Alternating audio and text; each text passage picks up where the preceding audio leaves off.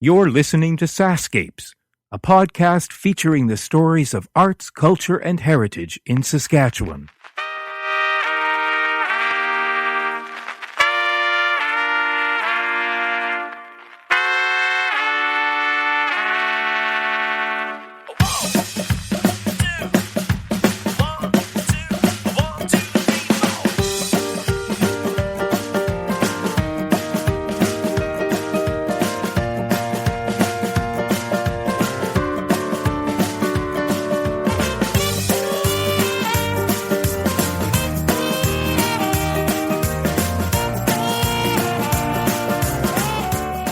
Bill Warrington, Ron Lamont, Stan Niles, Jack Clark, Harvey Balderston, Harold Appleby, Eugene Height, Jack Coulson, Keith Harris, Elliot Findlay, Glenn Sitter, and Lawrence Hansen. Those are a few of my guests in this SaskScapes episode recorded in Kindersley, Saskatchewan. I'm Kevin Power. And when my host, Bill Warrington, said he'd get together a few guys for me to talk to at the museum, he wasn't kidding. Imagine, if you will, we arranged to meet at 10 a.m., and like all good farmers, they were there much earlier, all gathered around a long rectangular table, enjoying coffee and donuts and awaiting my arrival. Eugene Height met me at the door, and I was blown away when I saw all of those faces full of stories from the past. I ran laps around the table trying to get to each guest as they spoke. This is an hour out of a much longer conversation, and believe me when I tell you, we laughed a lot. If the podcast ends rather abruptly, it was because Bill, my host, had a full day's agenda for me and was anxious to whip me off to the country for another surprise guest and a tour of his family farm. You'll hear those conversations in upcoming episodes. But for now, here are some of the men who helped make history and whose stories deserve to be remembered. Today, I am in Kindersley, Saskatchewan, and I am standing in the Kindersley Museum. And I have about 15 guys, I haven't done a head count with me, who have all shown up earlier than I have. And thanks to Bill for getting everybody together for me. We're going to be talking to Bill later on. And I'm going to be wandering around the room and hopping all over the place so I can get some good sound. And first of all, we're going to go around the room and you can all introduce yourself, starting with you, sir. My name is Glenn Sitter. I'm probably the oldest resident of the town of Kindersley. There's a couple others around the table that are a little older than me, but were born on a farm near Kindersley.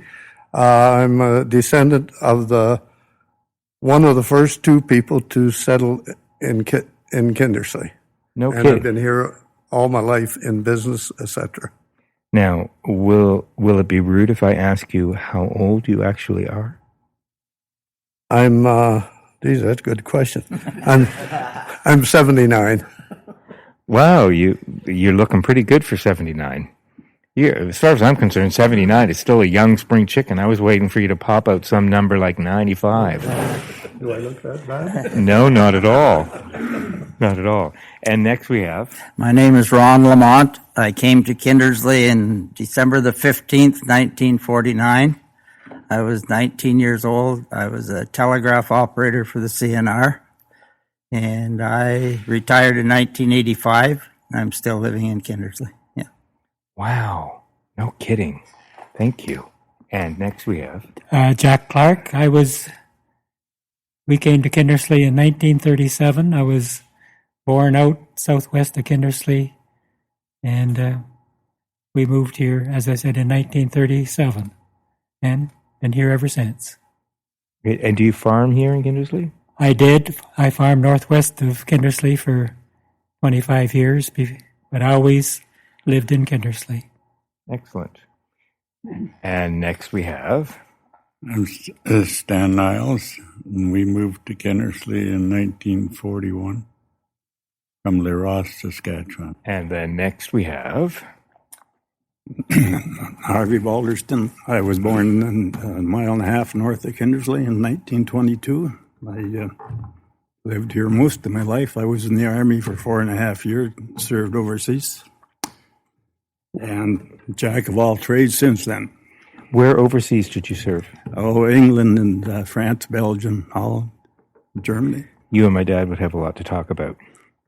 What service was he in? The number 8 Canadian General Hospital, which was out of Dundurn. Oh, I was an artilleryman. Oh, right. Right. But he also served in London and in France and also in Normandy. Mm-hmm. Yeah, we could talk about some things. Absolutely. I wish he were here. And next we have... Eugene Height. I was born and raised in Trapping Lake, and I moved to Kindersley in 1961. How far is Trapping Lake from here? 60 miles north. It's a little north of Crawford. And you moved to Kindersley for what purpose? I run heavy equipment municipality here in Kindersley, and I've been here ever since. Right. And now I'm here at the museum. Oh, so you're actually working here at the museum? Yeah, I'm doing volunteer work here, yeah. So I'm gathering that the museum, like all the museums I've been to, are run by a very dedicated group of volunteers. We do. We have probably 15 board members, yeah. Right. And, we work pretty hard at this. Keep it running. I know you all do. You all care tremendously. Yeah. Each one of the people that I speak to care very, very much about preserving the history. And we have a lot of community support, money and stuff like that. Gotta Donations, love the money. That's what keeps it running. Gotta love the money and the donations. Excellent. Not everybody can say that. And next we have... I'm Harold Appleby I was born in Kindersley on the 18th of March, 1925, and farmed 20 miles southwest, and actually I took over the farm when I was 15 years old due to wartime conditions, and I actively farmed for 65 years. I farmed and ranched out there. Now I've moved into town here, and I think you should say I'm enjoying my retirement here. You are. Does it feel strange when you walk away from farming after it being your life? Well, the farm is still there, so I can always go back to it. And it's all leased out at the present time. The yard is still there, and I can go home and work in the shop. So right. Was it, how many generation farm had it been? I was the third, no, I was the second. Third one was my son Richard, who's all on the farm now, and it's leased out. I hope it is there for forever for the rest of the generations. Right. Excellent. Thank you. And then next. My name is Jack Carlson, and I grew up on a farm 2 miles north of the village of Flaxcombe, which is about 25 miles west of here. And we moved to Kindersley in 2009 to retire, but I still go back to the farm daily, almost. Can't take the farm boy out of the farm. That's true. That's true. Excellent. And then? Elliot Finley, originally from Dewar Lake, and I'd like to tell a little story of the You town. certainly may. And back about 1915, it was the biggest town and fastest growing west of Bigger on that rail line. Right. But the schools killed the town. What killed the town? The school. The school killed the town? Yeah. Tell me why. Well, the town people, the school 2 miles out of town, and the town people says, we can't transport our kids to the country.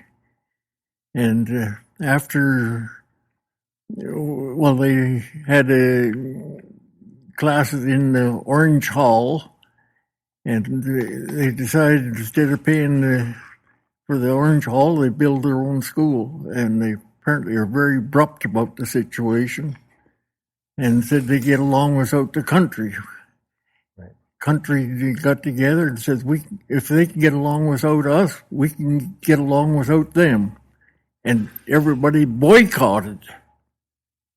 The bank and lumberyard went to Smiley. Some stuff went to Hoosier.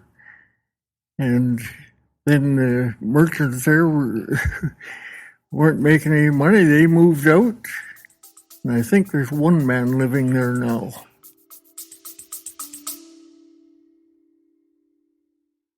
Hey, it's Kevin.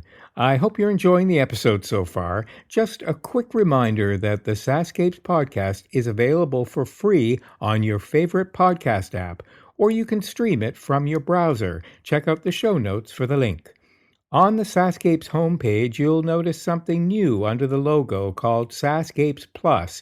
You can't miss it. There's a big button saying support with a heart icon next to it. I'd love it if you could click on that button and help keep this podcast series going. When SaskScapes launched in May 2014, it was the first podcast in the province celebrating arts, culture, and heritage. In fact, you'd have been pretty hard-pressed to find any Saskatchewan podcasts. So I'd like to think that we paved the way. It's been because of your support that this podcast is now in its 9th year. Okay, that's it.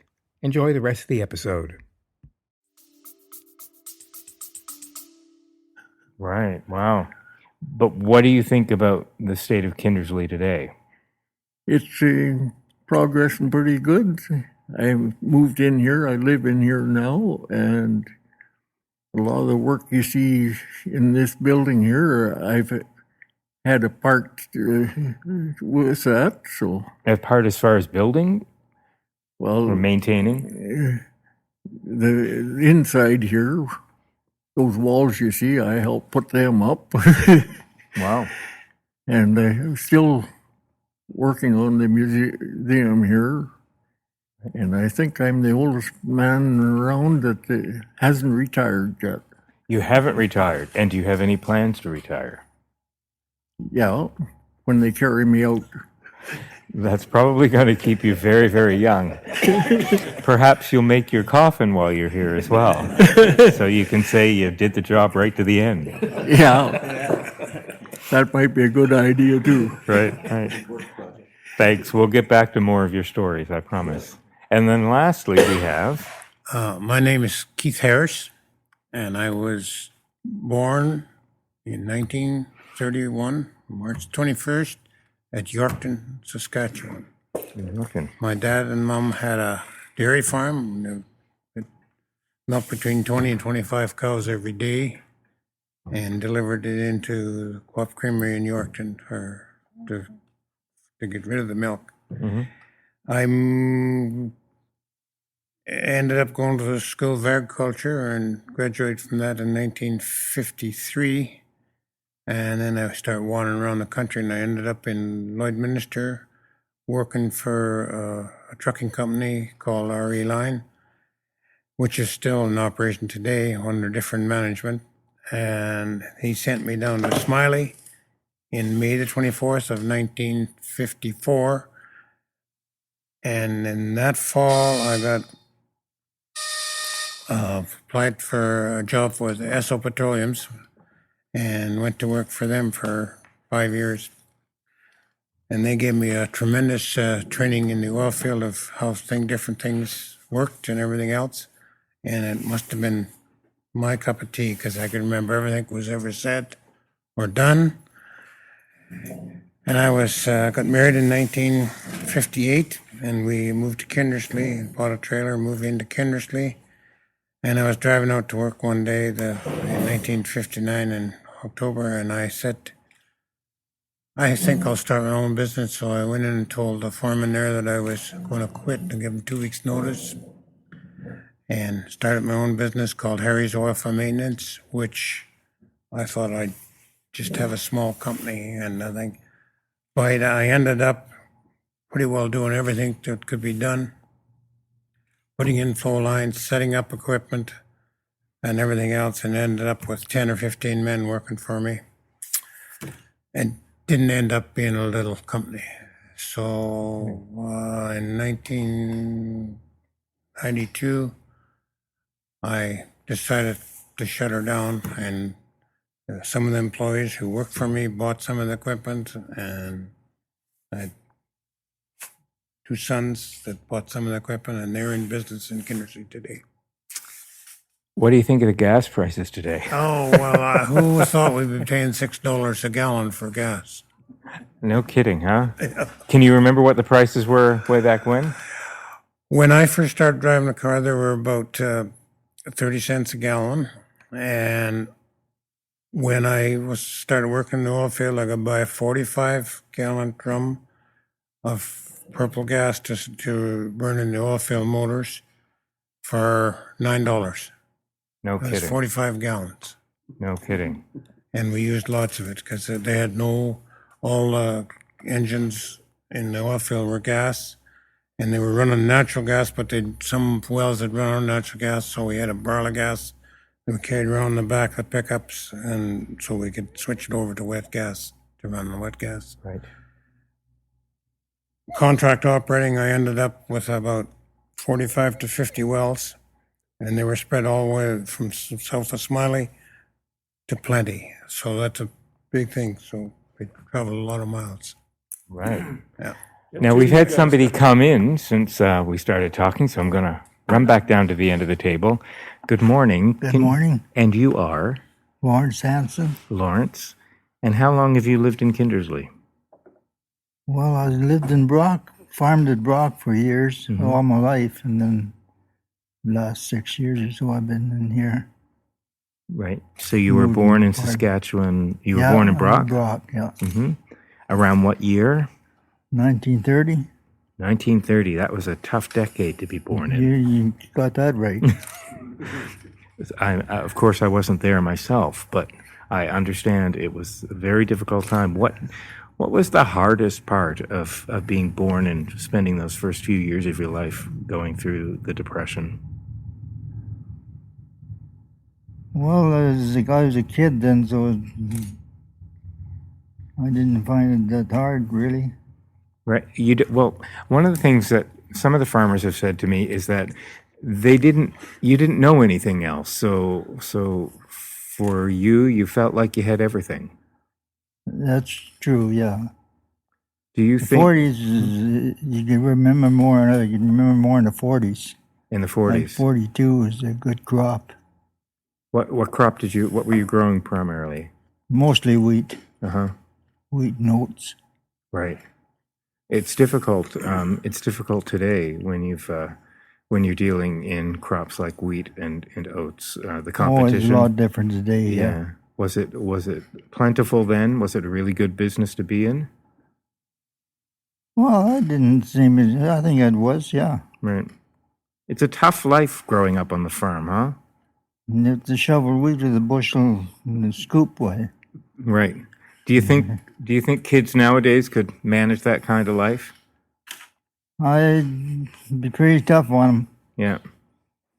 You have to be really resilient.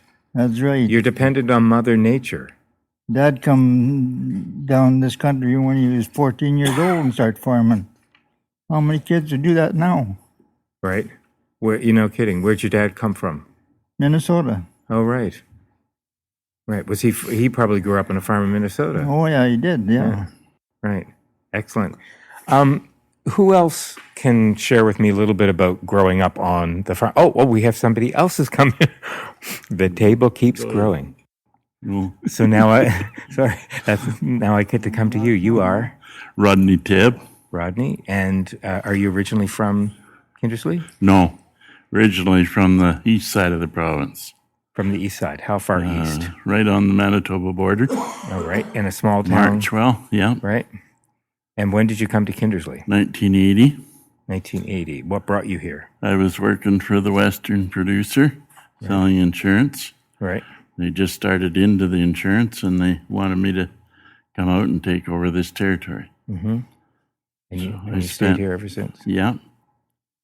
I had 25 good years with the producer, and I done a few other things. They quit doing that. Right. And so now I'm retired here at Kindersley. Are you involved with the museum? A bit, yeah. Mm-hmm. I volunteer some. And right. I'm on the board just as of January. Right. What do you all do for fun in Kindersley now that you're retired? For fun?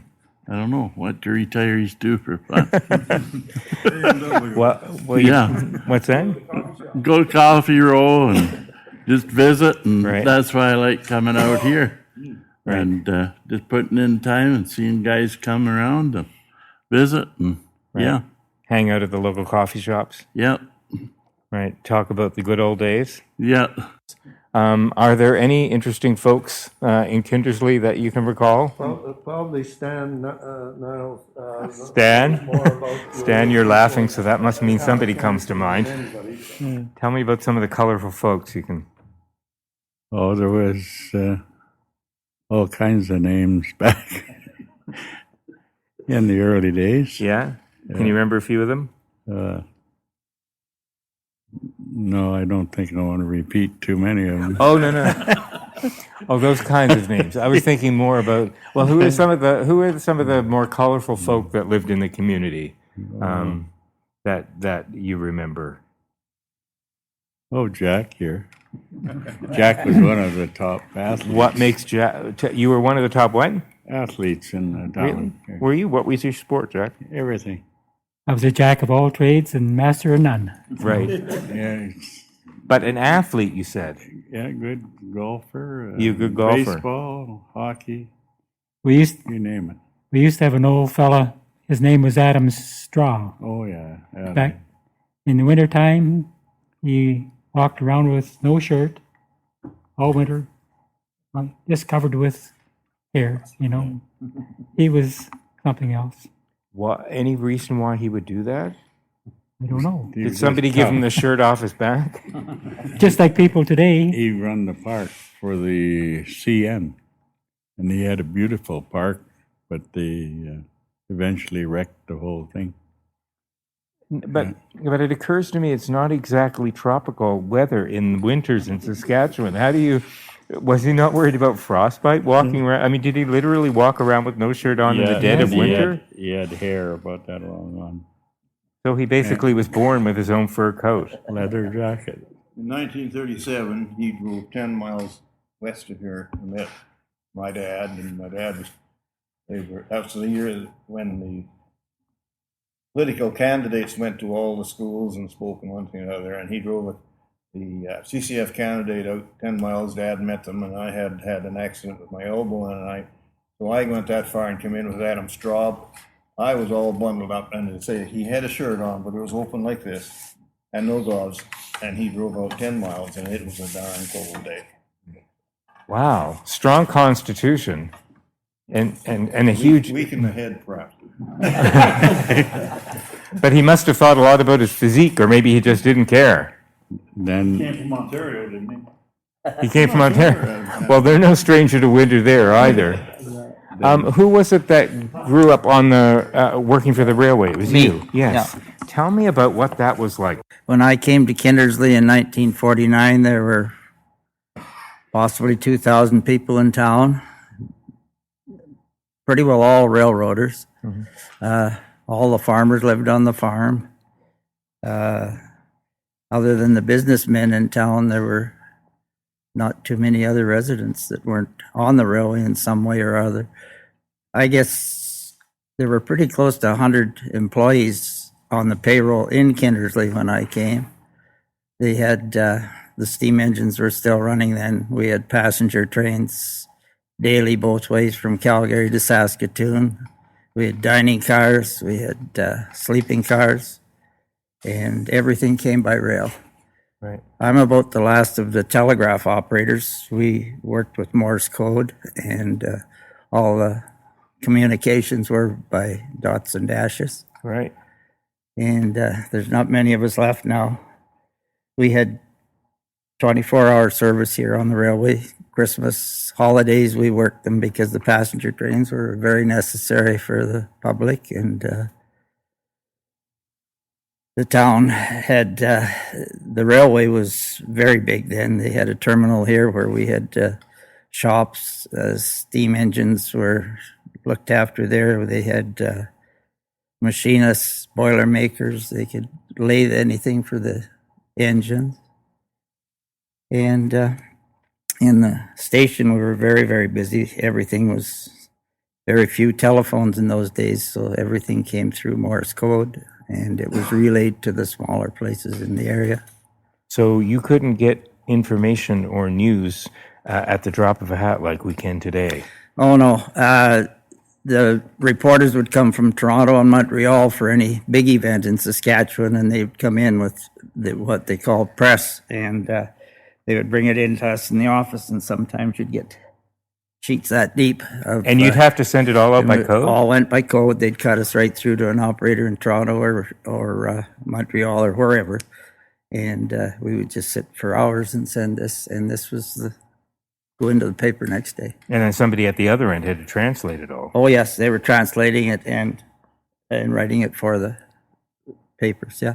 I would imagine you were also basically the 911 of the day as far as sending out. Oh, definitely. There was everything. When my father was a station agent, and during the war, I was still younger than, I was about 14, 15 when it was over. But whenever anybody got injured or killed overseas, it all came through the station agent. And then my dad would go to the family and break the news. They'd take the minister if possible, but this was the only way communications got to people in those days. Right. What sort of emergency messages would you have to send out? Would it be weather related, or were there injuries in? Well, everything. There wasn't any Everything. communications. We had a central office here in 1949. There was about 10 or 12 girls working there, but it was local mostly, and you just plugged from one to the other. But all the grain samples that came from the elevators were sent in, and then the samples came back in code words to the elevators, so they knew what the samples were, and we handled all the communications in those days. Right. Did you know Morse code in advance? Had you been taught it, or was that something you learned? My father was a station agent, and I grew up with it. So Right. when I was 19, I wrote my grade 12, and then I went in and took my tests, and I started relieving station agents then. And when I came here, I'd been in a number of stations relieving all over Manitoba and Saskatchewan. But when I came here, I stayed. Right. I was quite happy with it, and so I retired here. I couldn't help but notice that you have a cell phone in your pocket. Would you have imagined back then that you'd be able to whip out a phone anywhere in the world and make a phone call? It was very difficult for operating trains in those days too, because you didn't have any communications, only hand signals and vision, and there was an awful lot of bad weather in those days. Everything was done by either whistles off the engine or hand communications. So we had, when a train would come to Kindersley, they'd have to stop out here, and we had a little crank phone that they could find out where to go. But now it's so simple. Was that dangerous when you had to do everything manually like that, especially at night? Well, we had to be careful. We had lots of rules, and we had all the signals right beside us in our office. Even we had to have flares and torpedoes to stop the trains if we put them on the track. When the train would be delayed out on the track, they'd have to send a brakeman back so many 100 yards, and they would put exploders on the rails and use hand fusees and things, flares, to stop the trains behind, because that was the only communications you had was your sight. Right, right. When small towns started to lose their railway stations, that often started the decline of small town population. I mean, people moved out when the railways closed down. Very much so, yes.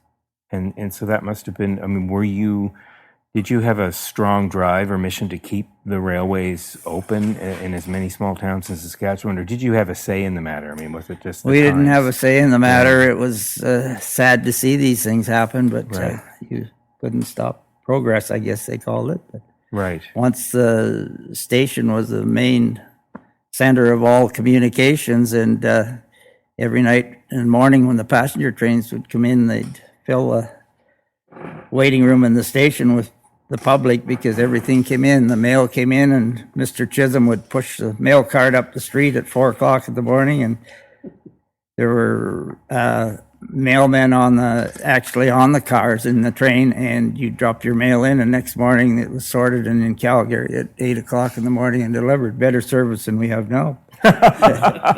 You remember the price of a stamp back then? 3 cents. Yeah, 3 cents? Yeah, 3 cents. I can remember one. Yeah, you can. Postcards. 1 cent for a postcard? Yeah. And of course, it took more than overnight to get these. Now we can get news and emails in an instant. Yes. You had to be really patient back then. And everything in the area, us being a terminal here, the Morse code all came to us, and then all the small towns, there was a station agent in almost every town from Saskatoon to Calgary in those days. And we would copy the messages and then relay them to the smaller towns as the agents were available. So we were on 24 hours a day. Then they got the 40-hour weekend here, and it made it pretty nice. When I came here, I worked evenings and had Wednesday afternoon off, and the town closed then. So I'd usually jump on a passenger train, and we could ride for nothing and go into Saskatoon or Calgary. But it was quite different. Right. Do you still remember all your Morse code? Oh, yes.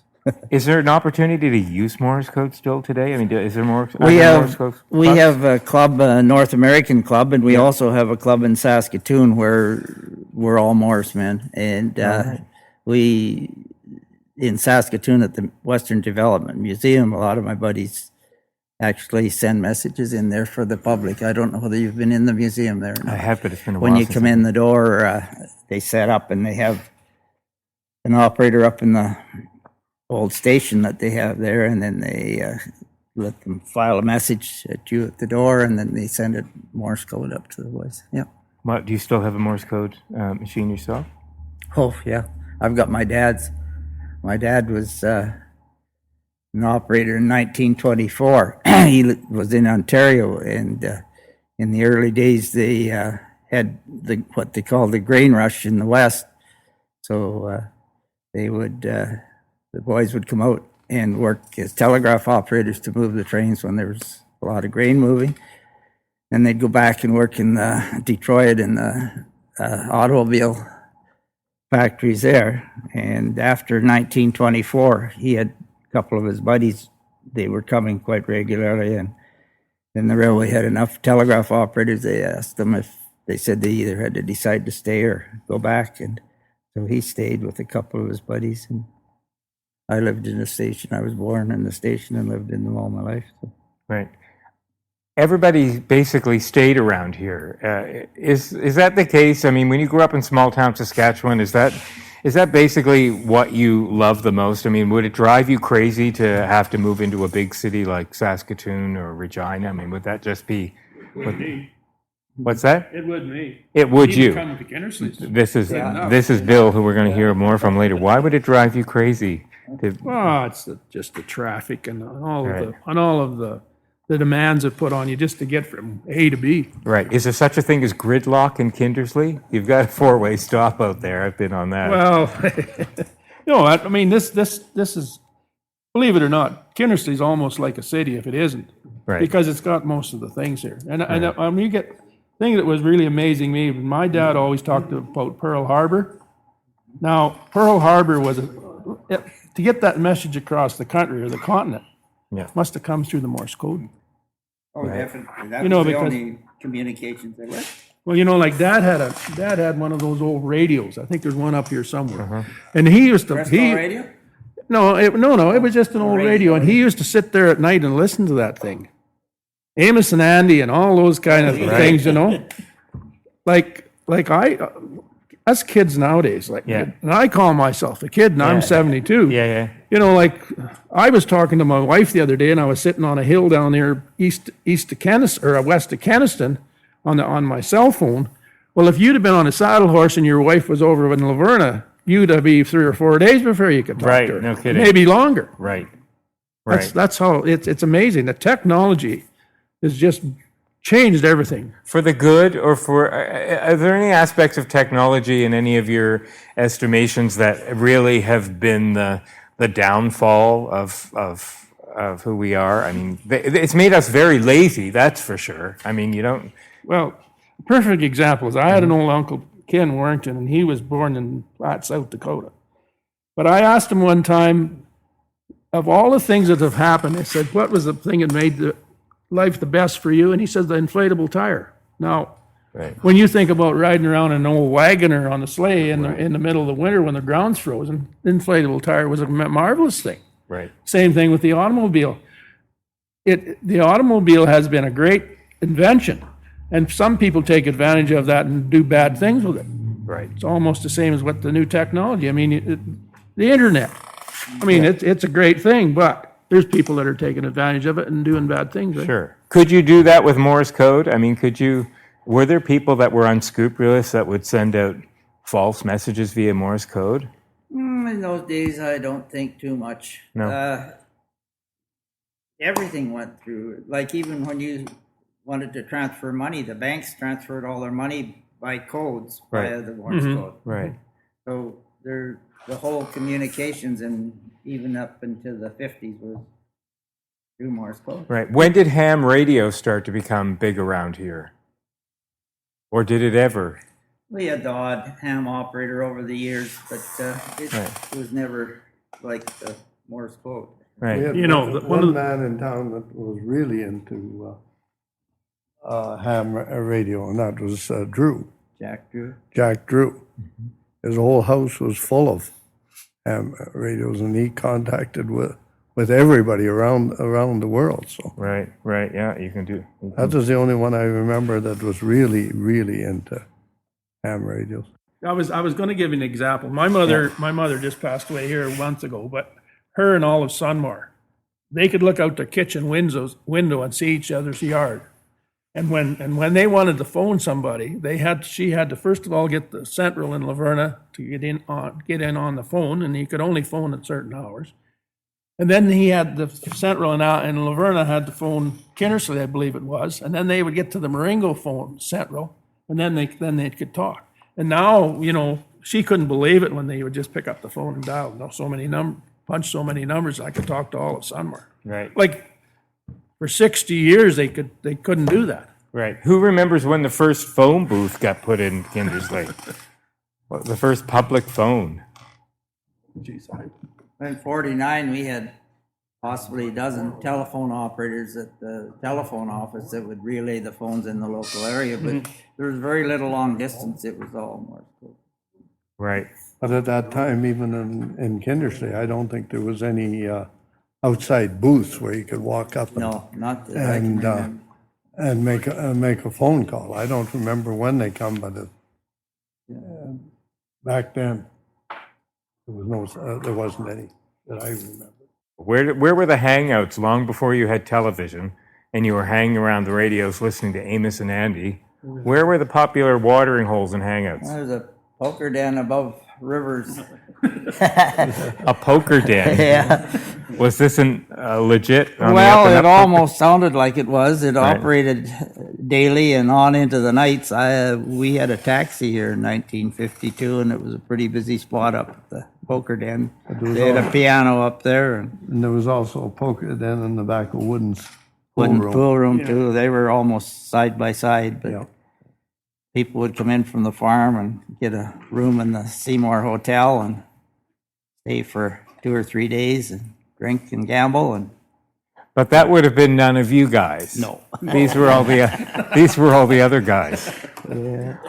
Who can tell me a bit about what it was like growing up around here before television, when all you had was the entertainment of the radio? What was that like? Well, the only entertainment you had was what you made, and that was street hockey.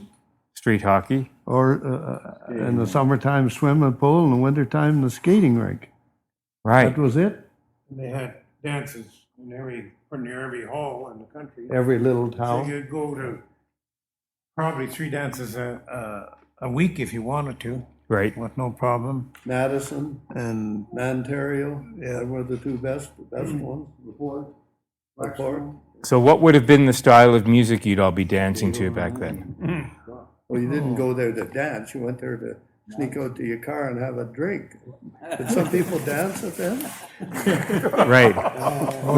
That's before they had liquor. And they couldn't have it in the hall. Right. So then we get on to the topic of bootlegging. Well, there'd be a little bit of that. Yeah, but not in these parts, and certainly by none of you guys around the table. Not by any of you guys around the table. Well, nobody wants to admit it, but they were going there because there was girls around. Well, Right. yeah. That was the big problem. That's right, yeah. Right. But what about the law? What about the law enforcement in the town that I grew up with? The legends that I hear about bootleggers, even the law was in on it. Oh, they had a good system there. If they caught you with a bottle of booze and you thought that you were fined $25 maybe. Right. Which is a lot of If money. you drank it all, it was okay, as long as it was inside you, you could get away with anything. So you could drink it on the way, if you're going to a dance, and get rid of the bottle, and the police would stop and ask you, if you got any booze here, and we'd say, no, we drank it all before we got there.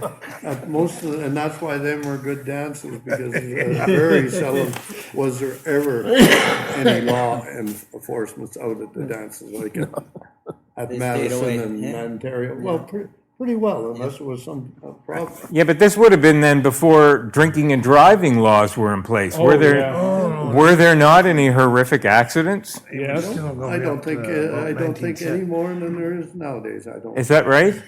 Likely less because nowadays there's so much speed and Right. everything. Back in the 50s, cars could go pretty Yeah. fast enough to kill you too.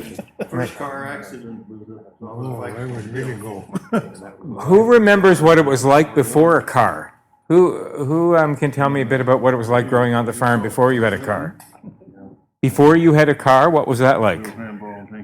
Horse and Horse and buggy? yeah, and it was 10 miles north of Flaxcombe, and about once a year we get down there. It's Right. an hour's drive each way. Right. So what was it like when you got your first car? Did you feel like Well, the mileage shrunk down a little bit. It was an old car, so we didn't go far. right? Oh, right. But still, it must have felt a little more freeing than horse and buggy. Oh yeah, You must have felt like you could go just about anywhere, even though it was. I got figuring one day there that that team I was driving made close to 1,000 miles for the year. Right. Who grew up with radio only? What were the radio shows that you'd listen to growing up? Amos and Andy, Malford, Superman. During the war, we Yeah. were able to turn the radio on only to get the news in the evenings about what was going on in the war, and we were using batteries. Yeah, because the battery was always Yeah, dead. the battery was always dead. So you didn't hear a lot of radio, and then years later it was different.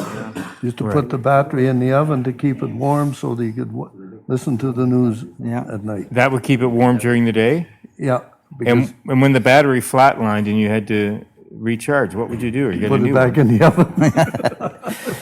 Really? There was no chargers for it. The railway had special batteries that they were made with zinc and water, and they were in glass jars, and that was the way we got the power for the Morse code. Right. Each station had their own, and you had to put the zinc, you set it in on over the side, and then they poured the water in, and this built up your juice to actually run the Morse code, so you could, yeah. Are any of you guys old enough to have lived without electricity? No. Yes? Yes, yeah. all of us. Well, see, there's the naive young part of me talking. So what was life like around here in the before middle you of a had farm with electricity? In a lot of cases, they went to bed a lot earlier, so there was a lot more family. The families were bigger than what they are now. No birth control. Because, but wasn't that the rule of thumb anyway? Early to bed, early to rise? Makes you healthy, wealthy, and wise. Yeah, I mean, wasn't that the life of the farmer anyway? I never told that. My dad used to say it all the time. So I'd say, no, that's not right, Dad. What is it? Early to bed and early to rise, and the girls goes out with the other guys. Well, you'd all have been just coming home by then anyway. My father, he always figured you start work at daybreak, Yeah, and when it gets too dark to work anymore, go to bed. right. And in pioneer days, you turned your oxen loose at night, no fences or anything. And they'd get up at daybreak, feed, and then usually lay down in a low spot. Right. And Dad said there was so many people were still hunting for their oxen come dinner time. So get up and put them to work, give them a long noon hour. Yeah. So What was rationed during the Depression, during the wartime? What were the foods that were rationed around here?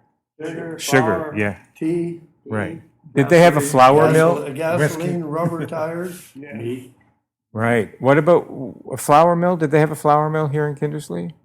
In the early days, I think. There was burnt down in 1940.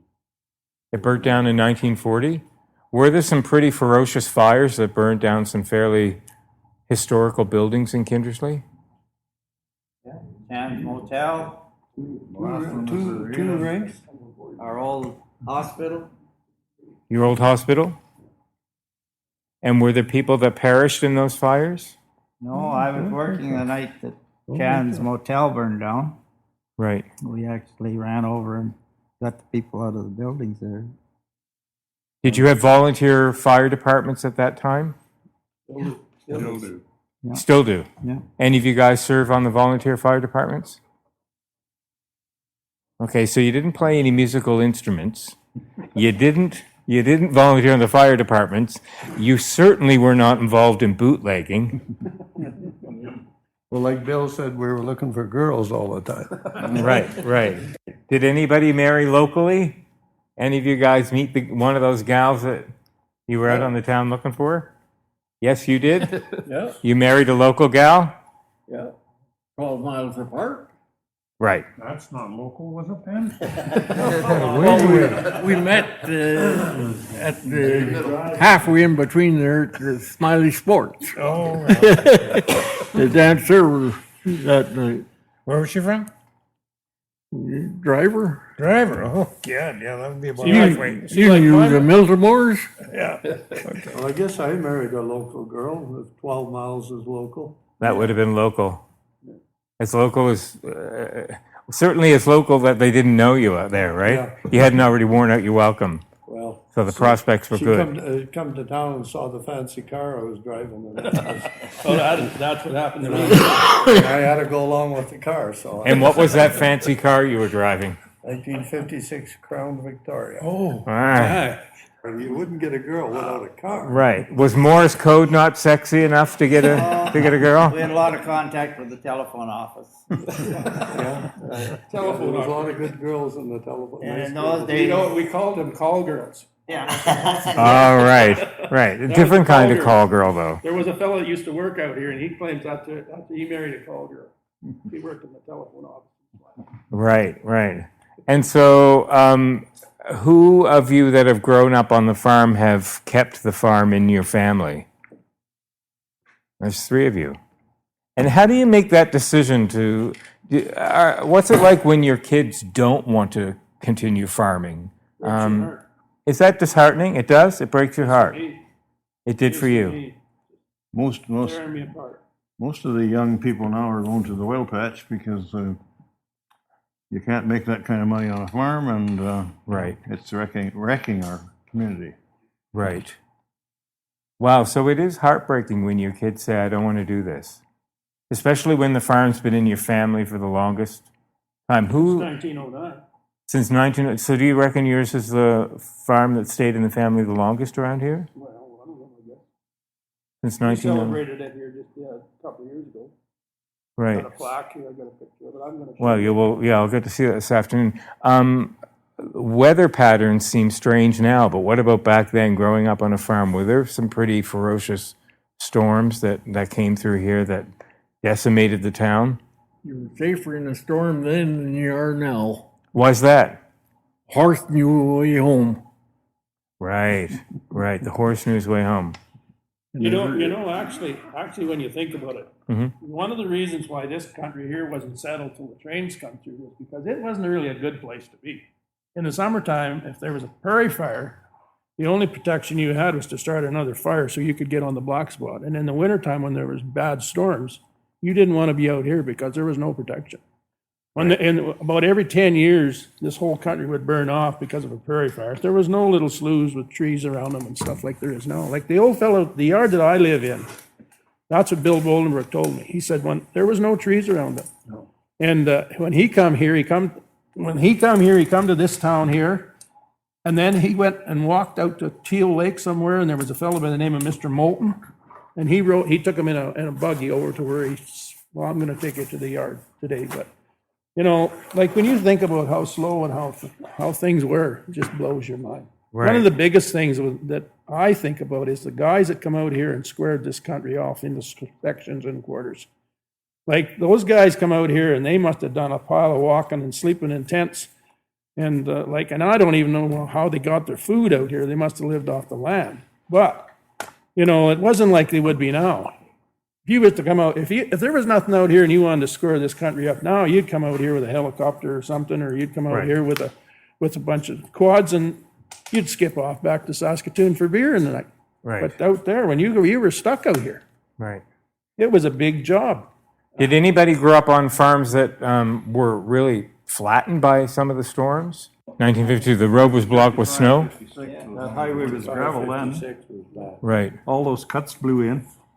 right. So from Flaxcombe, we got about 10 of us in the back of a truck with shovels and went to each cut, shoveled it out till we got down to Huey Torrance's. And Huey had taken the plow and plowed it all the rest of the way to Kindersley. But that took us about 3 days to get access to the. Huey and Will Adams, they both had Yep. plows. Well, there's pictures here at the museum of the trains down in the snow, like a locomotive. Yeah. So the snow is higher than the top of the locomotive. We had a passenger train stuck where the Pioneer elevator is now. Sat for 2 days, and with the steam engines, if you ran out of coal and water, you had to. What'd you do with all the passengers? Passengers, we were in Kindersley, that train, but I can remember one out at Oyen where they had a lot of people on, and everybody got in. They had little coal stoves in some of the baggage cars. Yeah. And they had lots of bread and lots of milk and lots of eggs. How would they keep those trains supplied with water? Like if they. They had water tanks every so far, but they did Coal shovel. and water were very important. Yeah, they did shovel snow. I know in some of the plows that were stuck, they hand filled it up. They'd get a boxcar with coal beside the engine, but in Kindersley, we were isolated from everywhere. Then the floods came and actually washed the tracks out between Kindersley and Beetle, and no one moved. In 1950, when they had all the storms, everything was heated by coal here, so we'd have thousands of carloads of coal come out of the mines, and they all came through on the railroad. Right. 40-ton cars. The track was originally supposed to go 4 miles north here, and that's where a lot of our first settlers established businesses and houses.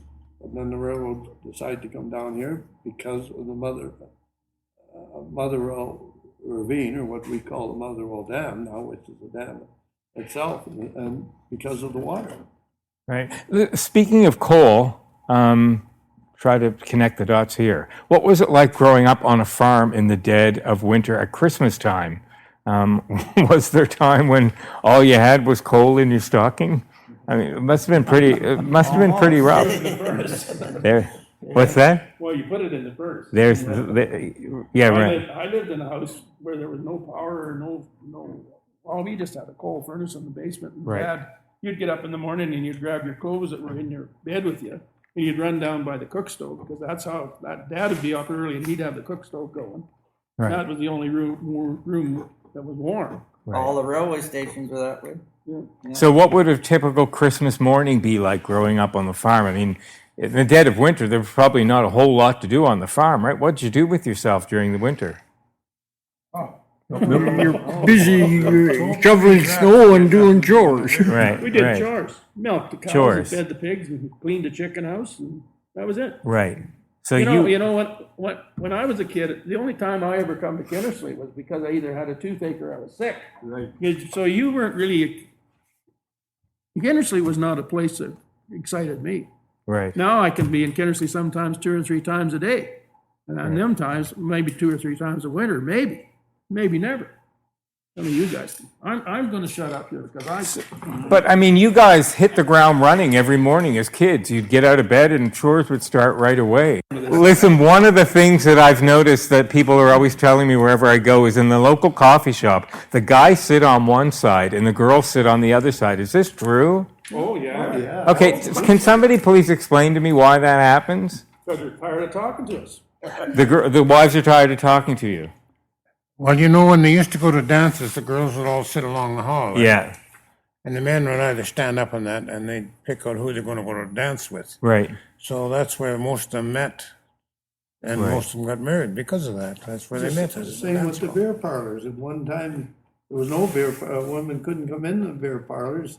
And then after that, for a long time, they were in their own room, like it was divided. They couldn't mix it. So it just kind of carried over to the coffee. Right. Eugene, you're being so quiet. Did you grow up in a big family? I'm the oldest of 7, yeah. Right, the oldest 7. My dad did his, he had 16 and his brothers and sisters. Right. Who had huge families in your father's side of the family? So you had 11, 16. Anybody top 16? That's a lot. My dad had 16, yeah. Anybody into woodworking? Any whittlers? Yeah? Yes, you were into woodworking? Yeah, I was. What were you, tell me a little bit about your woodworking. Did you do that as a hobby or was that part of your profession? For a living. Part of living. And what would you do? Well, I used to build houses. Right. Then we got 2 strangers, and I started on cabinets. On cabinets? It was all lathe work. Lathe work, right. Yeah. Right. And that was pretty important to the town, huh? I mean, you were largely responsible for building this town. Well, partly.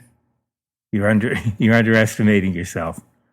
Nobody here had some artistic hobby, some kind of a craft that you were involved in? You used to what? Spool knit. Now, you say this. I think everybody did that at one time. Tell me about spool knitting. You had a wooden spools Yeah. the thread come on. You Yeah. put 4 little nails in, and you could spool knit. Right. And you had And then a it would- long tag, and then you could Get a long, put them together, long make piece a coming rug off the or bottom, something. then you made it into rugs or doilies or whatever you want. Did you guys seriously do that? Oh, Yeah, sure. everybody I think did it everybody at school. Yeah, you did it at school. You did it at school.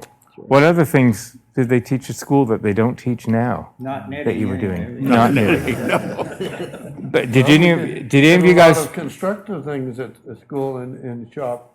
We built, in 11 and 12, we built 3 houses, the principal's house and 2 teachers' houses, complete houses, right from ground up. Is that right? Yep. That they lived in? Yep, Wow, they put a lot of trust in you as you were school kids doing that. yep. They were supervising. Yeah, there was supervision. Right. But the houses are still in town. They were moved off of where they were built, and they're still in town and still being used. Although one fell apart when we tried to move it, but Right. in later years, I get the task of moving it, and the floor fell out of it. You must have had, you had to be pretty brave to be able to want to live, willing to live in a house that was built by students just learning how to build houses. Well, heck, there was Elliot over here. He talks about they tore a house down, moved it about 15 miles, and put it back up again. You did? Yeah, and that was the winter's project. You take the whole, how much of the house would you take down? Every piece. Every piece? And saved everything. And I was 12-year-old, Yeah. and I hauled that 15 miles with team and wagon. And Not the whole thing. Each of you took a piece? Well, take it by the wagon load. Wow. I'd make a trip that day, get home just at dark. Yeah. Next day, unload that, grease the wagon, do chores, and go back the next day. Now, why would you be moving these houses in the first place? Well, we had to have some place to live. Oh, okay. Right. Well, I'm there's that. only number 4 out of 10, Right. and you don't live in a little homestead shack that long. Right. Yeah. Right. I mean, that was part of the deal. Was there They didn't have no money.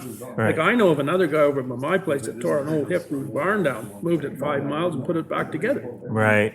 I mean, Wow. you just couldn't run off to town and get some lumber. You Right, just right. could have, but Right. Yeah, right, And exactly. you the use the money. same nails, you straighten them out. from a No block of kidding. wood. That's Wow, right. you were the original recyclers. right, that's a No, good quite one. seriously, you were. In the 1930s, I lived south of Regina, and many families would leave the community with the horses and a cow and head for northern Saskatchewan. That was very, very common. They just left everything. You just left everything and up and went. It was no longer a money-making prospect. My dad was a station agent. We were lucky enough to be able to live in the station, and I could remember the carloads of dried cod coming in and apples from Ontario for the community, and the farmers would all come in with their wagons and load up. Those must have been pretty small quarters living in the station. Oh, they were big at that time. Really? Yeah, it was hard to heat them. My dad would be up every 3 or 4 hours, and we had a stove in every room. But yeah, it's different. What's the best part of growing up on a farm? You talk so much about the hardship. What would you not trade for the world? The independence. The independence? Well, it made you independent. Right, you worked for yourself. Because you had to improvise. Right. Depended on your neighbors a lot, though, too, in those days. Yeah. Oh, yeah, well, everybody's looked out for everybody. Yeah, did you guys have a bartering system when times are tough? Would you be bartering food and goods between each other for services? Parents always sold cream and sold eggs and sold butter, and they sold the eggs and the butter to the storekeeper. Right. Or I guess that would be bartering, and they exchange it for groceries. Sure. Right. We used to trade grain for groceries Grain for groceries? and appliances. Right. And you do that when there's just no cash to. We had Couldn't, piles of grain on the ground, so right. Lots Yeah. of people in this country traded grain for vehicles, for cars, trucks, tractors, whatever. Grain for vehicles. You guys probably grew up drinking unpasteurized milk. Off the spout from the separate cream Right from the top. Lay down under the udders. There again, the Is it- railway comes in where all the cream and eggs and everything went out by train too. Everybody bring their 5 gallons of cream in and ship it on the train. Daily, Right. we'd have truckloads of eggs. Right. I've lived more than half my life without pasteurized milk. And you're still alive. Yeah, I think I am. Most of it, We've talked a lot here about the tough times in Yeah. the 30s and that. My uncle and his cousin were the first ones to come to this country in 1906. Uh-huh. And they filed on land in Regina and left and kept reading stakes and reading stakes. Came to a river that they didn't know they had to cross. They had to cross that and come out about 30 miles southwest of here. Right. And absolutely nobody, they had no, and they tented there for a couple of days and then took off for Battleford, which was 150 miles away, and traded the team and Democrat that they had bought in Manitoba for 3 oxen, a wagon, a plow, and a harrow, and a bit of grub, and then there were 3 weeks getting back to the homestead. When you stop and think of the trials and tribulations that they had, and I could go on Yeah. for an hour for this, so I won't. No, but yet it's interesting because people wouldn't have traded it for the world. Well, this would tell you. Was there times when you just had nothing to eat? I mean, you didn't get that bad, huh? Well, not on the farm. No. Right. You were always my wife was raised in Bigger during the 30s, 37, and her dad was hurt that fall. He was foreman of the salt mine just north, and they had no income all winter. She was a depression child, and it never left her. Mm-hmm. But no, on the farm we had lots to eat. We had our own gardens. We had our milk, our meat, our eggs. Anything anybody else want to add to life growing up in Kindersley and area? Where's the furthest any of you have traveled away from here? Even just for vacation? Hawaii, Hawaii? New York, Hawaii, New York? South America, Arctic. Many places around the world. But you'd never trade living here for anything? You always come back here? Oh, Well, I don't definitely. know why people got to tour the world.